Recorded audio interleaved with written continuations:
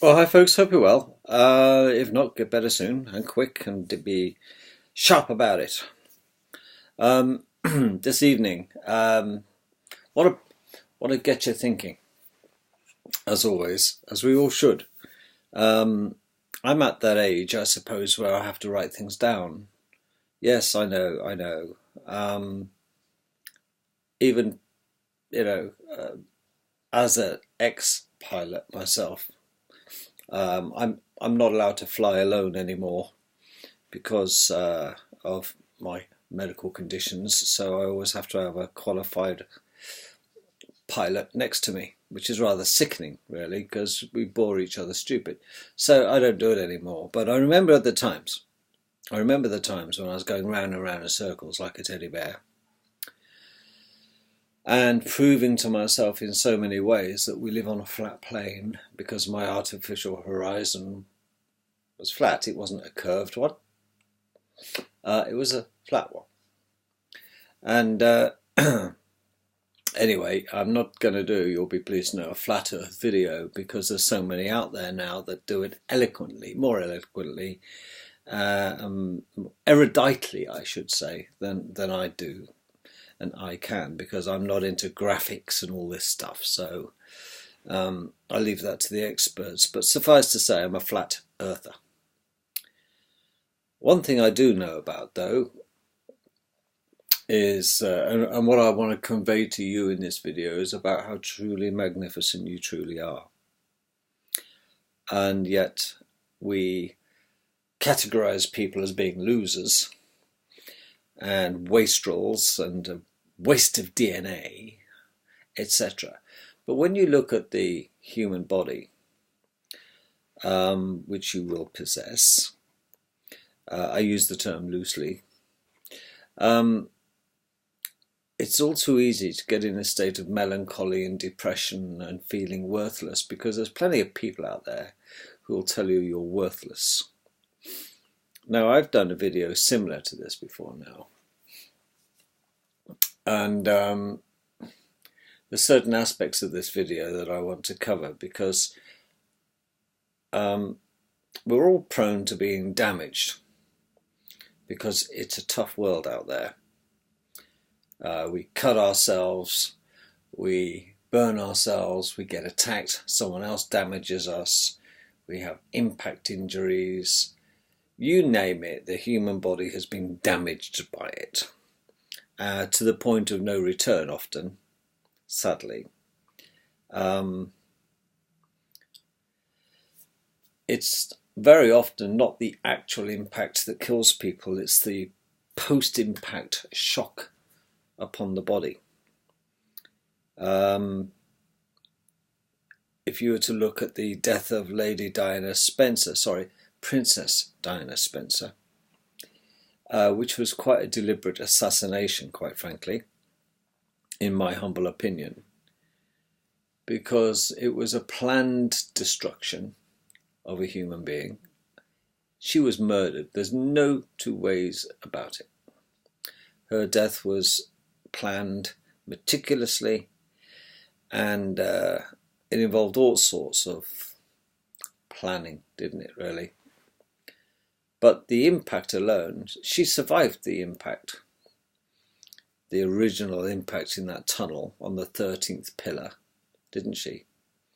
What a coincidence. And the crash that she had was survivable. Had they got our dear Diana to the hospital on time, because effectively, bless her, she bled to death. The impact that she sustained was severe enough to cause massive internal bleeding. And when you have an impact like she endured, suffered, was exposed to, one of the big killers, of course, is the friable nature. Friable means it's easily squished and destroyed. Friable, delicate nature of the liver and another little organ called the spleen. And the spleen, as you know, is very much responsible at producing our body's red blood cells. And well, somebody's got to do it. And obviously there's also the pancreas. It's quite a friable little thing, and that produces insulin. And so the liver, the spleen, and the pancreas are very delicate in comparison to tougher structures like the stomach and the intestine. Sorry to be so graphic, but let's get it right. So during a sudden impact like she endured, was exposed to, those three aforementioned things would be bleeding quite happily, thank you, into her abdomen. She may have been, and I'm not privy to this, she may have had a punctured lung due to breakage of a rib, but there's all sorts. But the most likely cause was certainly Princess Diana Spencer bled to death, and she bled to death through a massive internal hemorrhages from probably one of those three things that I mentioned. And it was imperative to the assassins that she would not receive medical assistance of any surgical kind, or infusions of any surgical kind, of any benefit that would improve her chances of survival. She was destined to die in the back of that car. That is 1,000,000%. And it it took in excess of an hour, didn't it? An hour plus to get that lady in an ambulance. And then half a mile away from the hospital, the ambulance stopped. Well, there's nothing, I'm telling you now, there's nothing in an ambulance or the people within the ambulance that could solve Diana's problems. Nothing. They may as well just carried on, but they didn't, did they? They had to ensure that that poor girl bled to death. They didn't want to get her to the hospital too soon, folks, because she had a chance, and that's all it takes, a chance of having her life saved. Because if she'd survived that, it would have been a monumental inquiry, and she would have spilled the beans on the lot of them. Sadly, she spilt the blood on a lot of them, didn't she? But my point being is the body wants to heal itself. It's rather funny. It's rather like if you have a glass of water and put your finger in and then take your finger out. The water wants to do the damage repair, if you like, and close up the gap, mind the gap. And in nature, just wants to get back to its original form. This bottle. Now I drink Buxton water from Yorkshire. What a coincidence! But I drink sparkling water, which is infused with carbon dioxide, because I suffer terribly from indigestion with trapped gas. And I'd rather it come out the top than the bottom. And after a meal, I usually flood myself with this, and I burp a lot, much to the irritation of my wife. But it's the only way I can relieve the pressure. I think that a majority of people do strut around on our plane of existence massively dehydrated or underhydrated. We should all drink a lot more water. Now, water is the most prolific substance on the planet, the flat one. And yet, it's the most prolific. It's rather strange that human beings, we cannot make it. Oh, you can. It's an oxygen, H2O, you put them together and create a bang and you get nothing. We cannot make water. It is here already. It is, as they say, God-given. supplied by the creator of our universe. And yet it is the most prolific thing, yet it is the most valuable thing. Water is the new investment, pure water, because it's quite a rare commodity getting. Okay. Why is it that people often feel better after a glass of water, or if they're poorly, they, oh, have some water, have some water? Because it is, forget the energy drinks and all this other shit. Water will give you more energy than you can cope with. Believe it or not. Because that's the sole purpose, that we consume water. Because once the body and the water get together, okay, its sole purpose is to provide energy. And there is a huge amount of energy inside water. Okay? At a cellular level, cells need water. Fortunately for us, the jury's still out on this. I would say we're about 96% water beings. All right? That's where we roll. The rest of us is made up of minerals and salts. And that's about it. So we're quite a fluid animal, aren't we, really? I'm tipping this water around because I'm so excited. But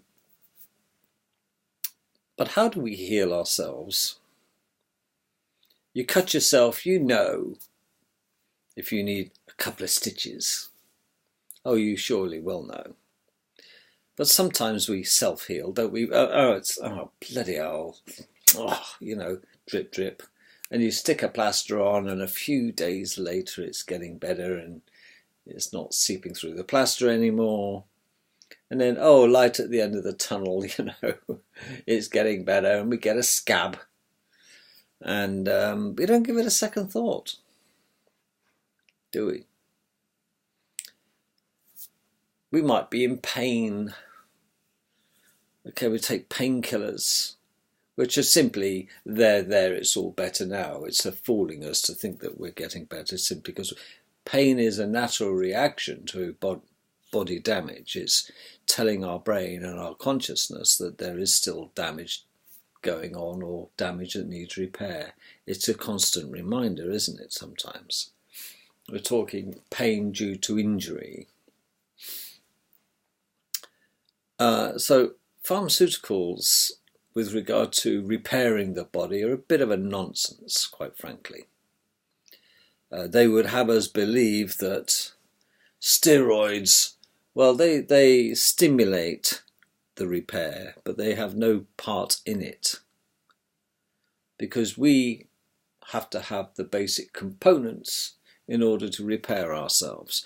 And people who are relatively well nourished, got all the relative, you know, the appropriate vitamin levels, and they're not missing a trick, they tend to self-heal. But as we grow older, we tend to maybe have a bit of a misbalance in what we require from the shelf, our body requires from the shelf, in order to effect and repair the damage that we've done or had done to us or exposed ourselves to.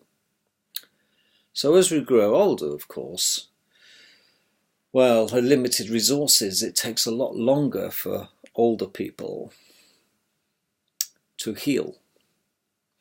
And that's obviously taken into account in all sorts of conditions where you have to have surgery, where it's an inflicted injury.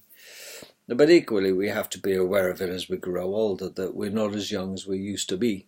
Certain advantages, isn't it, for being young? But after 19, 20, we start to fall apart, folks, and you don't believe it, do you? But you really do. It's all downhill from there, you'd think. How unfair. But I want to look at the mechanics. It's all very well saying, yeah, it's a scab. you know, or the blood's clotted. Thank God. But what about if there's a nerve that's been damaged? Okay, and tendons and ligaments and nerves don't generally have their own blood supplies. They are surrounded by vessels and moisture in the surrounding tissue that surrounds and supports their structures. But nerves don't have a blood supply, yet they're essential, aren't they? Try saying that to somebody who's like this. Nerves are essential. Without them, we wouldn't be able to do anything. Okay, there's two groups of nerves, afferent and efferent, and efferent ones are the motor ones that cause us to have actions to move, and afferent ones are the ones that we can feel and touch. They're tactile, they're pressure sensitive as well, and so afferent and efferent. So there's two types of nerves. So down our spine we have, within our spinal cord, 12 pairs of nerves, major nerve roots they call them. And anybody who's had sciatica will know what it feels like to crush one of those or have a displaced one, because that happens to be one of the sensory nerves of the spine, right at the bottom. But the point being is that for every action there's a reaction. So it takes two groups of nerves, one to do and one to say when to stop doing it, and one to sense when to stop doing it. So we have 12 pairs from the base of your skull all the way down to your, close onto your tail, if you like, which we all have a little coccyx, don't we? Yes, we do. So our nerves don't have their own blood supply, really. They have a very fine meshwork around them, microscopically, very, very small. And the interstitial fluid that moves around supplies oxygen, takes away carbon dioxide, and the nerves are quite happy. It's like having a fish in a fish tank, really. You surround a fish by water, it's very, very, very happy. If you take the fish out of water, it's very dry. And that's what our nerves are like, and our tendons and our ligaments and certain joints. Okay. I'm being relatively basic so we cover all age ranges and experience and knowledge. But I just want to get across a point of the way it's going to be in the future. Some of you will know I have a vested interest in the healthcare of people, and particularly with advanced therapies, and that's what we're going to be coming to. And when I get some of these in my sticky little hand, I will do a video to show you them, which I go to next week to pick up and have a look at them. And I will do a video about these, but I want to give you a bit about the science first. So, how do we heal ourselves? Have you ever figured out, unless you're a biology major or a doctor or a physician or clinician, you will, if general people in the streets generally don't know quite how it all works, and I want to give it to you straight and tell you what's happening in the future. We've established that obviously we have arteries and veins and nerves and sensory nerves and motor nerves that cause a movement, motor movement. Yeah, and we have different nerves in the back of our eye. They're sensory nerves, aren't they? Rods and cones. And it's the cones that allow us to see colour. All right. So dogs, for example, don't see in colour. They don't have any cones in their retinas. I thought I'd throw that in for the doggy people. But lots of animals can see wavelengths of light in the spectrum, the very narrow spectrum only humans can see. Outside that spectrum, animals and insects can see a lot more than we can, strangely enough, and wonderful colours.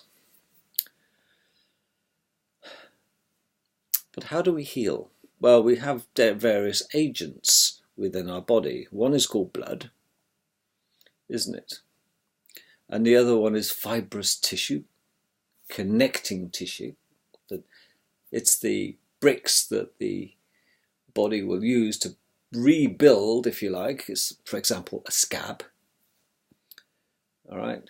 But for the first hint of damage within our body, let's just say it's quite a deep scratch. It's broken the barrier. Our skin is our biggest organ of the human body because it engulfs us in totality, and it protects us. It stops us falling apart, frankly. It is waterproof.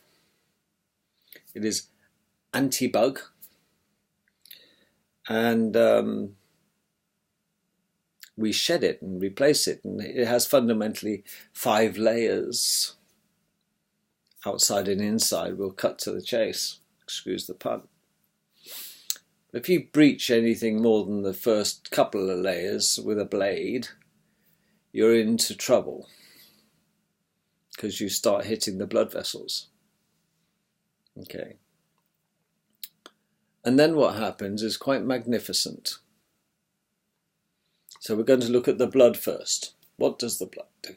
Well, what does the blood do? It provides nutrients. It takes nutrients to tissue, us, and it takes away the waste products and passes it on through a waste disposal system, maybe the liver or the kidneys. Okay. So it's a waste disposal unit, and it's a giver and a taker is blood. And it is split up in so many ingredients of blood. Everybody just thinks blood is just this red stuff, you know, the hemoglobin, this red blood cell and the white blood cell. There is so much more. But at school they just teach you that there's red blood cells, white blood cells. You know, white blood cells kill bugs and red blood cells take oxygen away and provide oxygen and swap it for carbon dioxide and whiz. That's about the level of what they teach us at our schools. It's quite pathetic.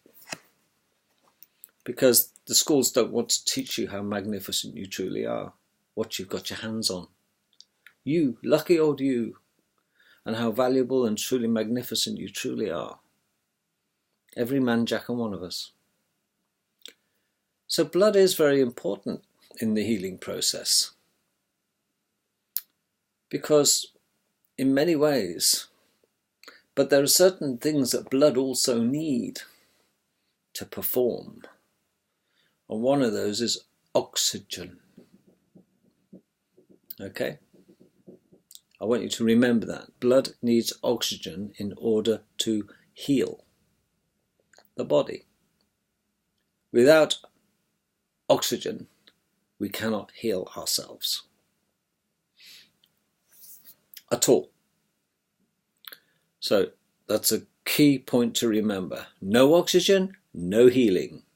No oxygen, no life, quite frankly. But so we've cut ourselves. Have you ever wondered, though, that what causes this to heal? Shakespeare said, you know, heal thyself, you physicians, you know. How does the body know to build a scar over the damage?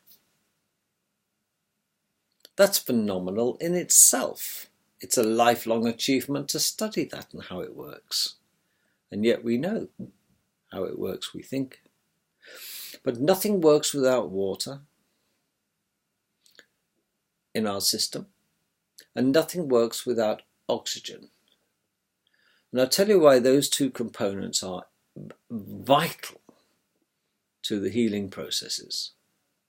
And that is because when water breaks into its core components, okay, when you want to get a release of oxygen, what does the oxygen actually do when it gets to where it's needed? Well, it reacts at a DNA level okay, at a mitochondrial level, assuming you know what they are, and it stimulates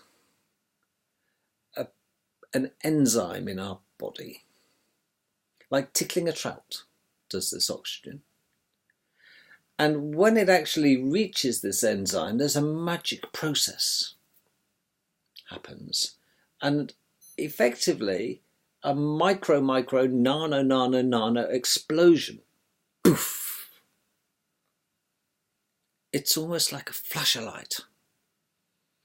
And that explosion is energy. That obviously explosion is a sudden release of energy. And I want you to make it so tiny in your mind that that's what's happening. And the total opposite to that would be a nuclear explosion, wouldn't it? But at a micro, nano level, a cellular level, even less, there's explosions happening in your body every second, every fraction of a second. And you're not aware. Because how else do you get your energy? Because we are electric beings, folks. Our nervous system is electrically controlled. Now, I said earlier on about it's all very well. We can all know how to build a blood clot. I've done a video of that before. But what about if the tissue is like, I don't know, a ligament, your Achilles heel, this one here, this ligament, yes, a tendon, for example. What if it's torn and ripped? Well, it takes an age to repair. The body's doing its best with what it's got, but it wants you to rest, and you'll end up in a splint or a plaster to rest it, because you've got to rest it, because keep moving around is never going to have a chance to heal. Haven't you heard that before? And you just got to suffer the slings and arrows of boredom as you have to wait for your tendon to repair, or a ligament, or a torn muscle. Anybody who's suffered that will understand how tedious it is, because you either have to wear a plaster of Paris or a fixation. Okay, sometimes they screw a screw into your thumb if you break your thumb to keep it straight, or put you in a plaster, or do some mechanical holding it still. You break your jawbone, they wire it, and you have to keep your mouth still, and they wire it up, don't they? The jaw, incidentally, is the lower jaw, is the only bone that hasn't got a supporting structure. It's free, it sits there free, and that's why when you dig skeletons up, the jaw is hanging off, it's off. You have to dig around in the mud to see if you can find it.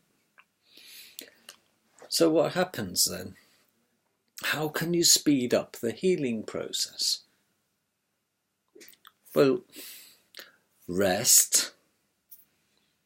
Well, any physio will tell you that that's not a good idea. Oh, it is. It hurts because the body doesn't want you to move it, and the body knows best, and the body says, just leave me alone a minute, I need to settle down and repair myself. Okay, but physios will get you, or chiropractors, osteopaths, move it about. It's like, okay, what are they doing by this movement is obviously increasing, stimulating via pain, I might add. Okay, the release of energy from the cells that are surrounding the damage. What do I mean by that? They're trying to, the movement or exercise is stimulating and creating warmth, move around. It is stimulating the blood to release its oxygen. Because they know that the release of oxygen, okay, will mix, the oxygen will give up, the red blood cells will give up the oxygen into where the damage is, all right? and there'll be lots of micro explosions. And that energy that the body gets from such manipulation, you always feel better after exercise, get a buzz, man. That extra energy speeds up the healing process. That's all. It's not a magic. Everybody knows exercise is good for you. Okay, and the reason exercise is good for you is that it stimulates the body to give up its oxygen a little quicker than it normally would. And particularly in areas where the body needs the extra oxygen because it needs the extra energy in order to repair the damage. But in order to repair the damage, you need energy. And it's the blood that supplies the components to produce the energy in the form of oxygen, mixing with the cytochrome, what they call cytochrome, at a genetic level, DNA level. And that bang, the Big Bang Theory, happens in your body billions of times a second, creates energy. And that energy is used by the body, strangely enough, to speed up the healing process, because the body knows what to do to heal itself. We're quite magical beings. Because the body hates change, it wants to get back to its original state. And there's plenty of teams of, I would say bodybuilders, but that's a bit of a cliche. Yeah. It knows it wants to get back to its original shape. It's like Stretchy Man. You pull him in all directions, eventually you go back to what he was. And that's what's happening with your body when it repairs itself. So your Achilles heel or your ligaments or tendons will eventually repair themselves. But you can speed up the healing process by limited exercise because you can only take so much pain. The other way, of course, is what is the byproduct? Because basically, another method of healing, folks, is light. How else then, apart from exercise, can I persuade the red blood cell just happen to be passing the damaged area of your tendon? I want to be a bit like, who's the guy now that used to stalk people in the woods? I forget his name now. Anyway, bandits used to hold people up and say, money or your life. Yes, remember? Well, light at a set frequency has the same effect. At a set specific frequency has the same effect when it's shone through the tissue into the area of damage. And the poor little blood cells that just happen to be passing on by where the damage is put their hands up. And the light says, your oxygen now. And the the red blood cells say, okay, don't shoot. They'll knock off their oxygen at that point. But they'll knock it off far quicker to light. They'll react to light far quicker than they would react to heat. Okay? If you can provide both light and heat, it's a double whammy. You can point the light at the damaged area, and only where you're pointing your light, your laser, do you have, let's say my damage was here. If I was pointing the laser here, or from this side, going straight through, patients don't feel it at all. Mildly warm, if anything, comfortable.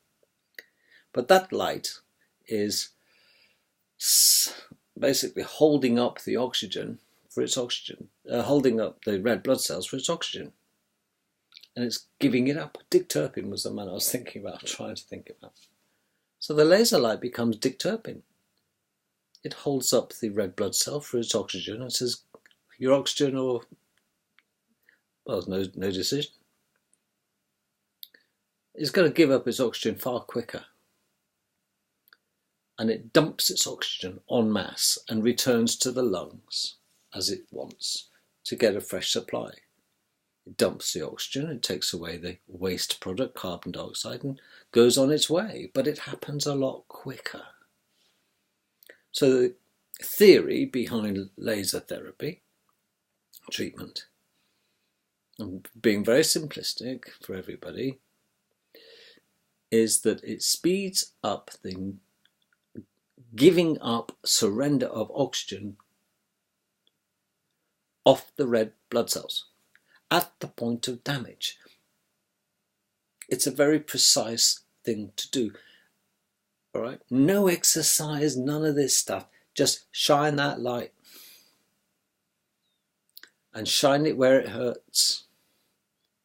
Okay, and not only is the oxygen on top being given up by the red blood cells, because the light penetrates in centimetre depths, 5-6 centimetre depths, depending on the frequency.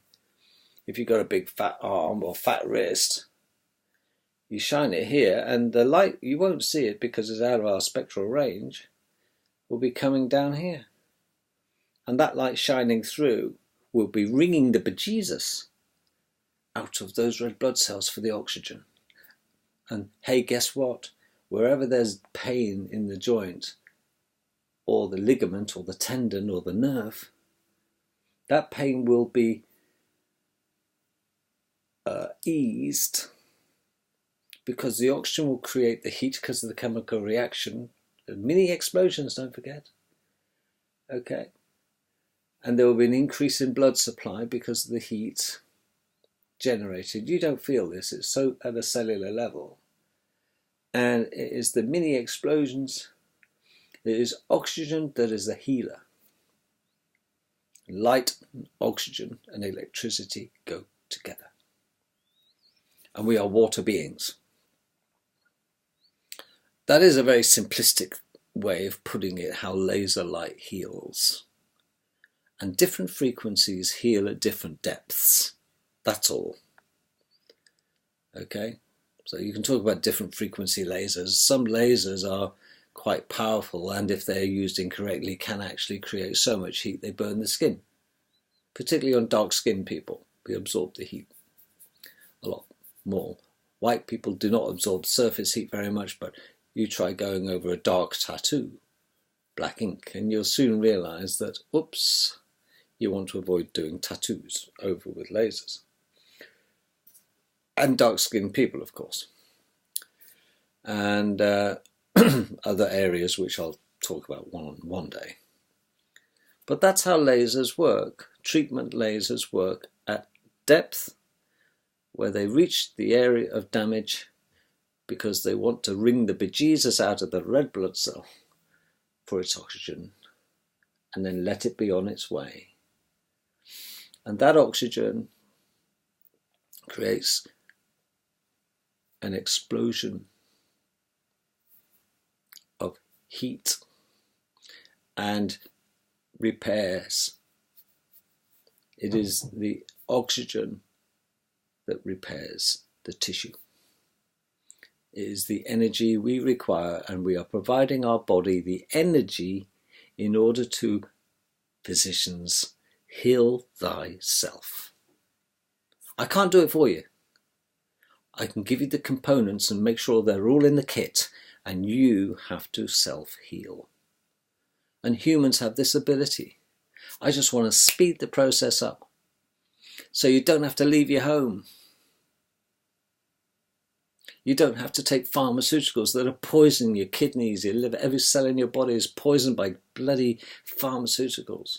Expensive ones as well, with side effects. I don't want you to have to go and get beaten up by chiropractors and physios and, oh, it's all about movement. It's all about heat generation and manipulation and move those muscles. And no, the whole point is exercise creates heat. Heat creates inflammation. Blood gets to where the inflammation goes. And guess what? It's a slow drive to getting the oxygen to the point of damage. And sometimes you can go to physios 2, 3, 4, 5, 6 sessions and still not be any further forward. And yet, 1 or 2 shots with a laser light for 10 minutes at a go. You're right as rain.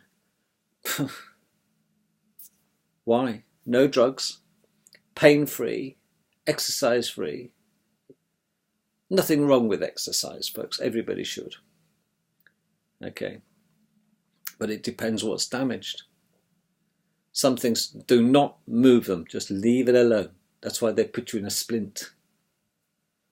Okay, so if exercise was so effective on everything, why do they splint broken arms and broken fingers and broken legs? Because it bloody hurts. And you can cause all sorts of issues by moving it around, like losing your leg and cutting off a blood supply. So, never been a great fan of osteopaths, chiropractors and physiotherapists, quite frankly. Everyone has their place in, I suppose. Physiotherapists are useful for sports injuries, but hey ho, when you look at what's the point,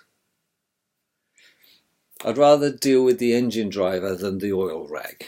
And as far as I'm concerned, the engine driver is laser or set frequency laser light at the point of damage where it's needed. Okay?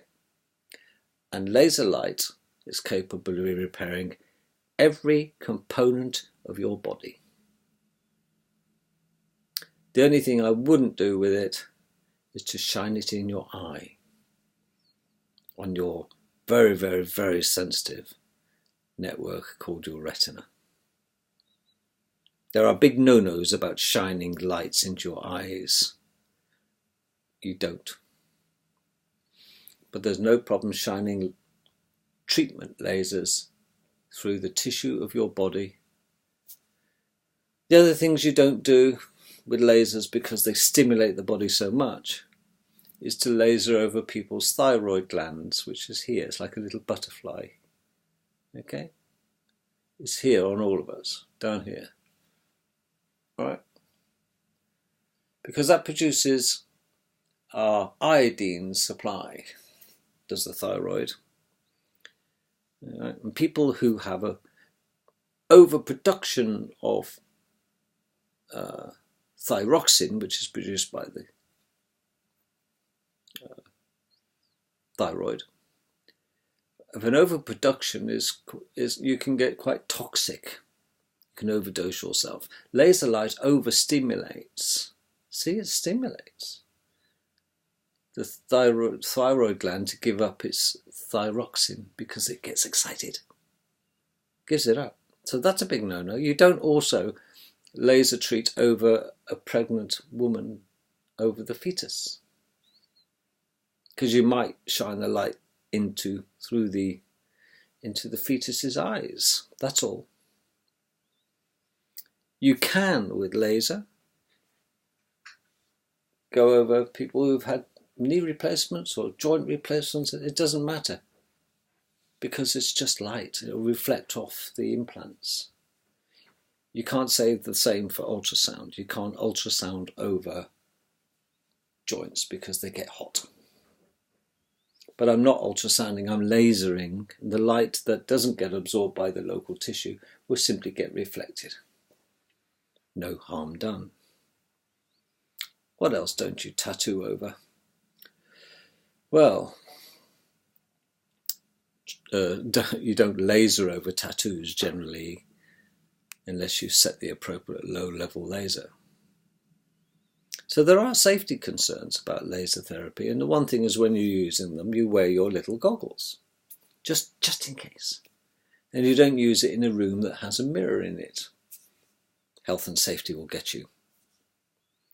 But from your point of view, it is the purest form of healing is using light.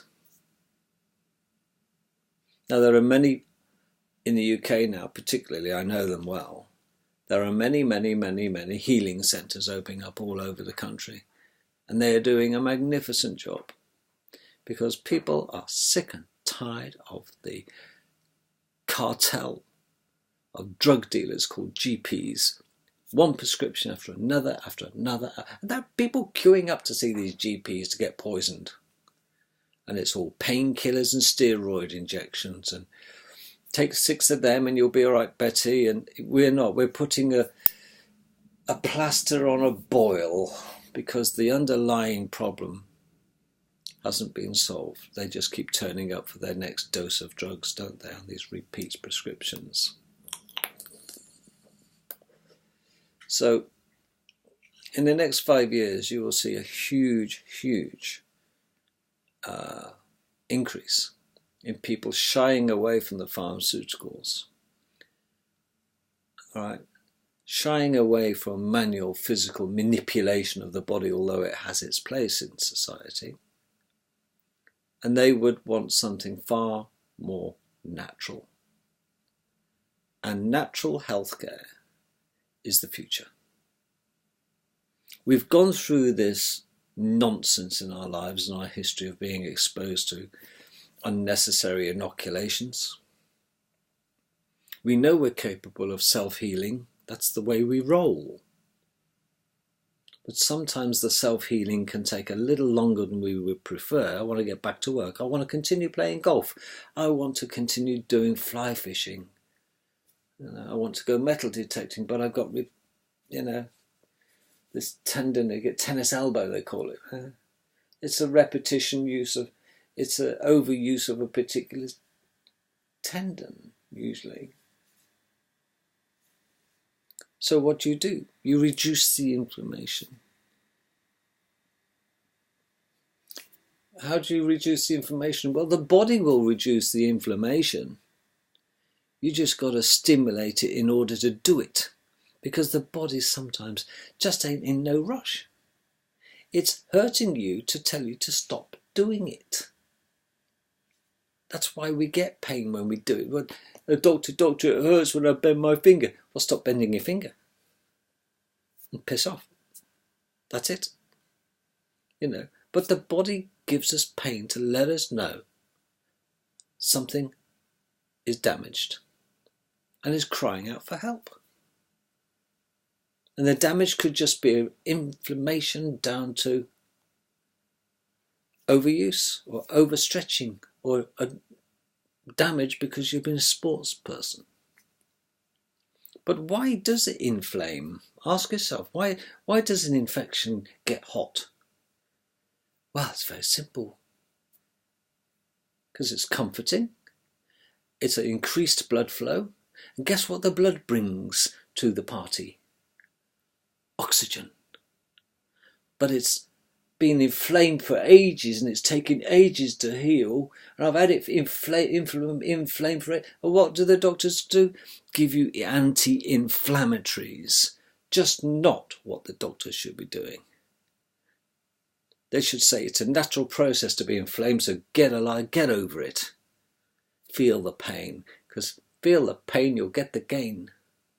No pain, no gain. It's expected that your elbow will get inflamed and hot and uncomfortable because it wants the body to increase the oxygen supply, because the oxygen creates energy and the body needs energy to effect a repair.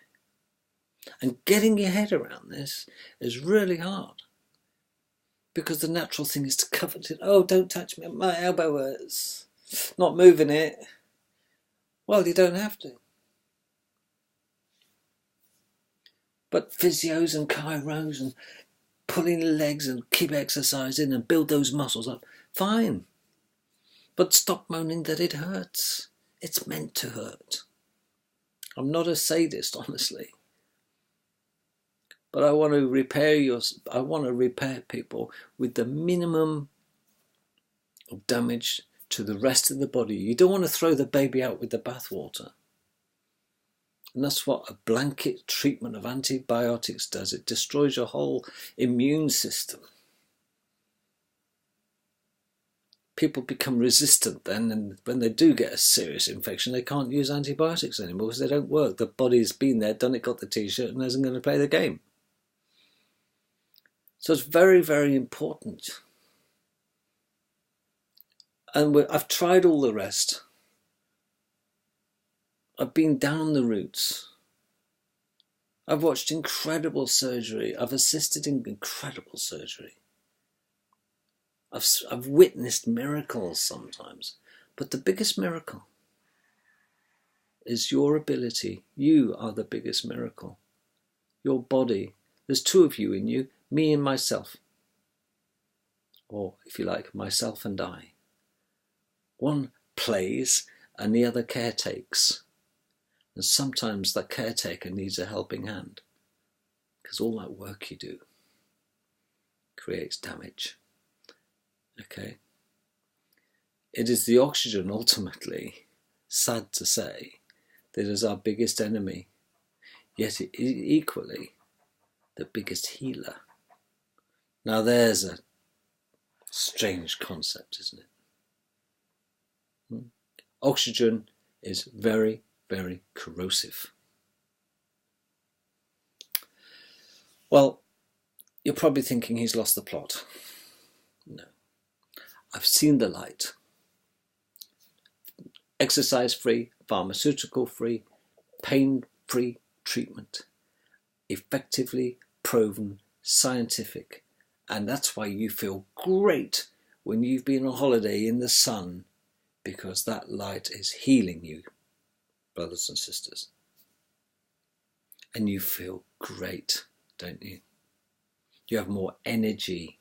You play around, and you go, God, I can't believe. You get back to cold Brit. It's bloody, here we go. You go through this, the blues, don't you? When the light has changed frequency because it's no longer sunny. Be proud to be a light being. And along with all the physicians, heal yourself. And soon you'll have a little tool that you can take home, that you can do it all yourself in the comfort of your own home, with the full knowledge of what you're doing.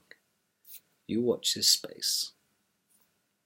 Only those who subscribe will get used to seeing those. Catch you all tomorrow. Toodle bip.